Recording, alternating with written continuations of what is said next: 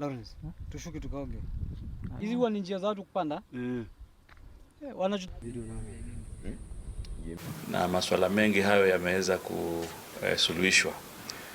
Kwa hivyo hivi sasa tunatarajia mradi huu wa Mwache utaweza kuzinduliwa mwezi wa 11. Na hilo ni jambo muhimu, ni jambo tunalifurahia, na kama serikali ya ugatuzi tunaunga mkono na tutashirikiana vilivyo ili kuhakikisha kila ambalo tumekubaliana limeweza kutekelezwa.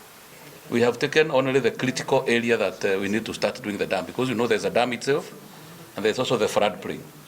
So the people affected at the critical area are about 700. Out of the 700, we've already paid more than 500. That is what brings the 77%. The dam is going to generate 186,000 cubic meters of water per day.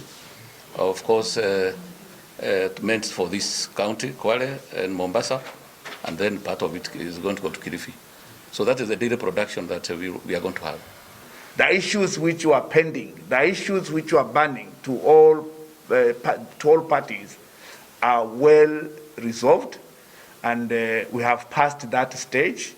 We are now in the stage of implementation, and we've been told exactly what date this project is going to be launched.